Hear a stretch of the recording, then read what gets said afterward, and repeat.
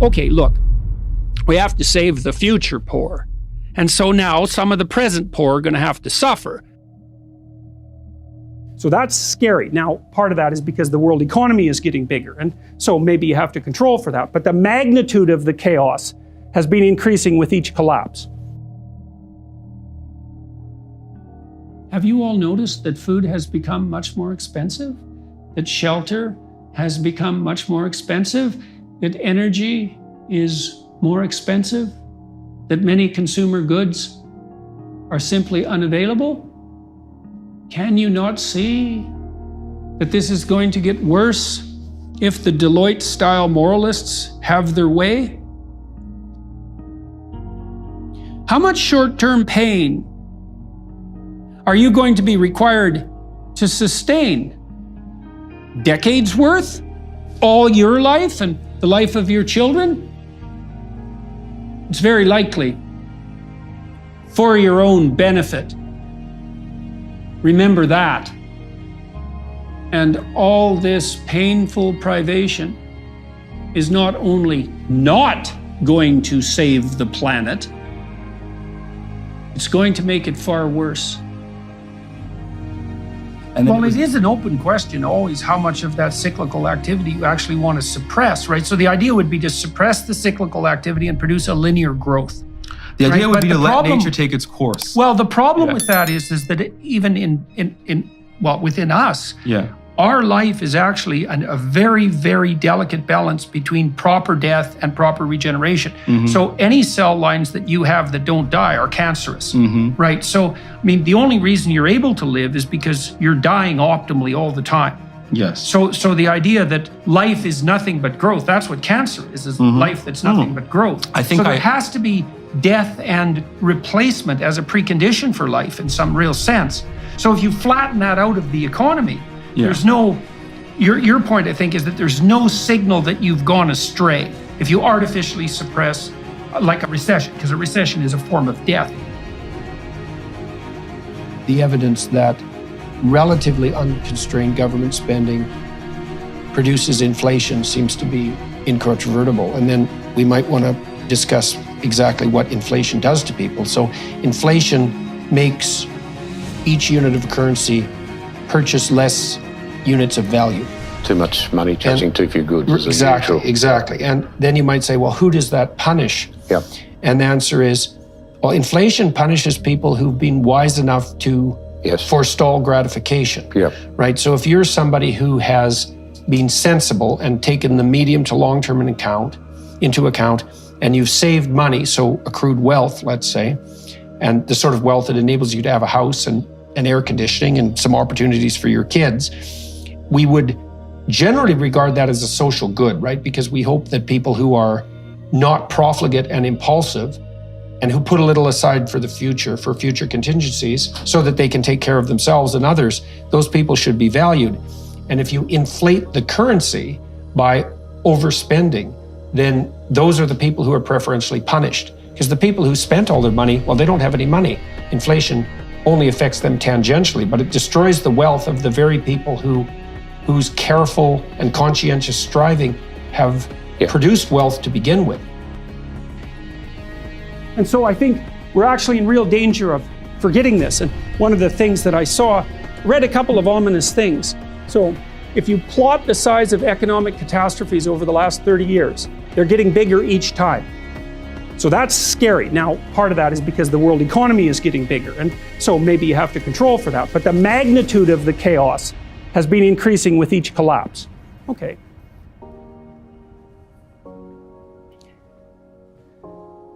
One of the things that came out of the last collapse, 2008, was the government rescuing collapsed companies like AIG and the Royal Bank of Scotland, which, by the way, was the biggest company in the world. No one knows that, but Royal Bank of Scotland collapsed. It was the biggest company in the world. And AIG was the insurer of insurers. And so it collapsed too. They were rescued by the government, and maybe fair enough. But one of the motifs that came out of that was the idea of too big to fail. It's pretty damn clear that the globalist utopians are willing to sacrifice the poor for the sake of the planet. and they're doing that by cranking energy prices up through the roof, and that means that people die. Lomberg has estimated that maybe you have to turn your thermostat down by 3 degrees, right? Save the planet. We don't have enough energy. We'll pay you not to use your electricity between 5 and 6, which is what they're doing in the UK. You turn your damn thermostat down 3 degrees, that sounds like nothing. But if you're old, that radically increases the probability that you'll get a respiratory disease and die. And if the Europeans would have had a cold winter, and that could still happen, Lomberg estimated it'd wipe out 135,000 people. It's like, well, we're just making energy more expensive. It's like, what do you mean you're just doing that? There's going to be a substantial amount of economic disruption. As a consequence, people are going to have to bear more costs on the energy front, but that's okay because they should be burning less fossil fuel anyways because of the liability accrued by the planet. These are necessary disruptions as we move toward a sustainable economy. And if a few eggs have to be broken to make an omelet, then c'est la vie. So imagine the economic system. It's a pyramid. There's a bunch of people at the top. They have almost all the money. That's par for the course for any productive system. Any system that's productive ends up with a distribution like that. It's like a law of nature. And then you move farther down the pyramid till you get down to the bottom where most of the people are, and they're barely clinging on to the edge of reality, right? It doesn't take much of a crisis to tip them into, death. And then you crank up energy prices. Well, what happens is you just take a bunch of those people at the bottom of the distribution, the poor that the left is so, hypothetically concerned with, and they're just done. They go from barely hanging on to not hanging on. And their kids go from having some ghost of a chance of opportunity to having none. People can't care about broader environmental concerns when they're so desperate they're worried about tonight's shelter and the next meal. And so the idea that we have to accept arbitrary limits to growth, economic growth, which are mostly going to hurt poor people, and higher energy prices and higher food prices, which are mostly going to hurt poor people.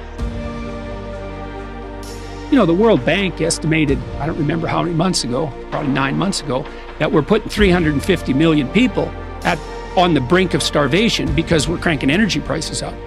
And so for me, it's like, that's 350 million people. That's 3 times as many as the communists killed, in their 6 decades of trying. And if your cure for the planet is, we got to put 350 million poor people in jeopardy just so that things are hypothetically better in 100 years, I think, I don't think so, buddy. And I could see this coming. You really saw it happening in Germany and the UK, where we have this absolute rat's nest of way more expensive energy. And this is where it gets extremely perverse. You might say, okay, look, we have to save the future poor. And so now some of the present poor are going to have to suffer. Well, that's convenient for you if you happen not to be one of those poor people, but let's give the devil his due and say, okay. It's like, that'd be fine with me. Not really. That'd be fine with me if the consequence of your actions, raising energy prices, for example, actually produced an improvement in those things you wanted to improve. So, for example, energy is more expensive, but now the air is cleaner. But that isn't what's happened in Germany. Right. What's happened in Germany is energy is like 5 times as expensive, and the coal plants are back on. So it's like, even by your own criteria for success, you failed, and you did it at the expense of the poor. Okay, so I say, well, that's too long. We're going to be roasting in our oven-like homes in 10 years. We have to act more precipitously, and if it requires force and fear, so be it. In a riveting exploration at the frontier of human intellect and machine mastery, Jordan Peterson issues a stark warning on the looming perils of artificial intelligence. Brace yourselves as he unravels the dystopian dance between human consciousness and technological dominance, revealing a future where our very essence collides with the creations of silicon sentience. Peterson's urgent call to navigate the uncharted waters of AI unfolds in a dramatic narrative, a cautionary tale echoing through the digital corridors, urging us to confront the profound questions that await at the crossroads of humanity and the algorithmic unknown. So this AI system It's a general language processing model, was released about a week and a half ago. And I went and interacted with it. It's an AI system, artificial intelligence system. It basically is trained on, well, a massive corpus of spoken or of text. The autonomous cars that are being developed, people still think about those as cars, but that isn't what they are. They're autonomous self-learning robots. And the fact that they happen to take the form of cars at the moment is almost irrelevant.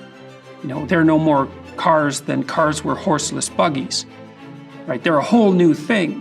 And what's really interesting about robots like that is that they're all identical, right? More or less. Jordan Peterson delivers a stark warning about the impending future of AI, raising profound concerns. But you can certainly see how that's going to get out of hand in a staggering way, like it has in China on the digital currency front. Because once every single bloody thing that you buy can be tracked, let's say by a government agency, then a tremendous amount of your identity has now become public property. But the new AI systems will be able to extract out patterns from the world itself, from images and so forth, and then be able to test their linguistic constructions against the world. And so they'll practice just like scientists. And the most advanced models are going to use text and image and action as well, because they'll be able to model human action. The breakneck speed of AI development emerges as a source of disquiet, prompting contemplation on its implications. And what that means is that when one learns something, every one of them learns it at the same time. And so even if they're not very bright, if there's 10 million of them or 100 million of them, and they're all learning one thing a day, that's 100 million new things a day that every one of them is learning. And so they're mapping the road and they're learning how to operate in a natural environment, which is a really big deal. Like, it's a really, really big deal. They're learning to map the perception of the world onto action, which is really the definition, a good definition in some sense of intelligence. Well, I guess the downside would be, is it possible for it to exist in a very protected environment? Now, you've been working on that technically, so a couple of practical questions there. Is this gadget that you've been starting to develop, do you have anything approximating a commercial timeline for its release? Peterson paints a chilling picture where even our identity becomes vulnerable, exposed to the whims of rapidly advancing AI. We don't even know if we need to be worried about Facebook, because God only knows if it'll even exist in 5 years. It could even be the same with Google. So, we're worried about machines that are changing so fast that we can't figure out what exactly we should be worried about. Because, who was thinking about YouTube 5 years ago? No one. It's like cute cat videos. Who cares about YouTube? But it turns out that YouTube is an unbelievably powerful social force because it makes the spoken word as universally transmissible and as permanent as the written word, right? So it's a Gutenberg revolution. And it might even be more profound than Gutenberg revolution because it's possible that people can listen better than they can read. And they can listen when they're doing other things, which is what happens in the podcast world. And lots of my students now listen to podcasts instead of listening to music, or they listen to podcasts instead of reading. They speed them up. These are massive, massive technological changes, and they're all happening in parallel. We have no idea what the consequences of that are going to be. Delving into the depths of AI's evolution, Peterson elucidates the genuinely unsettling facets that lie ahead. AI systems will be able to calibrate their linguistic knowledge against knowledge of images in the world soon. And that's basically what scientists do, right? Because scientists will take a verbal hypothesis and then test it against the actual world. And if the hypothesis and the world fit, then you think, well, that's scientifically verified. And Keller thinks that AI systems will be able to do that pretty soon. And pretty soon means as soon as someone builds one that can do it, because the tech is already in place. And so I have no idea what that's going to mean. and it could easily lead us astray. So here's something that's going to happen in the next year. So imagine now you're a lonesome guy, and you can get a digital friend, a woman, and she can talk to you like ChatGPT talks to you, and listen like ChatGPT listens to you, which is maybe, if you're really lonesome and alienated, more than anyone has ever listened to you in your life. And then soon, she'll not only listen to you as a text interface, but she'll be a fully rendered 3D, well, let's say 2D, photorealistic, fully rendered animation, indistinguishable from a genuine image of a genuine person. And then that'll be 3D for your, Oculus headset. And then, well, that'll be like just right now. That'll be the value proposition, right? Is you'll be able to turn your virtual girlfriend into your virtual partner. And who knows what that'll do? I've been thinking about doing that on something approximating the IQ testing front. Because people keep gerrymandering the measurement of general cognitive ability. But I could imagine putting together a sophisticated blockchain corpus of, let's say, general knowledge questions, and ChatGPT can generate those like mad, by the way. So you can imagine a data bank of 150,000 general knowledge questions that was blockchain, so nobody can muck about with the answers, from which you could derive random samples of general ability tests that would be, well, they'd be 100% robust, reliable, and valid, and nobody could gerrymander them. Just the way Bitcoin stops fiat currency producers from inflating the currency, the same thing could happen on the knowledge front. So I guess that's the sort of thing that you're referring to. Anxiety mounts as the pace of machine transformation accelerates, leaving us struggling to discern the precise nature of our worries. Well, we'll see. I mean, Elon Musk, one of the things he's working on, he thinks that the world will be controlled by whoever produces the most functional AI system the fastest, because there'll be a first mover advantage. And one of the things Musk has been working on for a long time are distributed AI systems, so that you'll have your own artificial intelligence to protect you against, well, let's say against Google's artificial intelligence, for starters.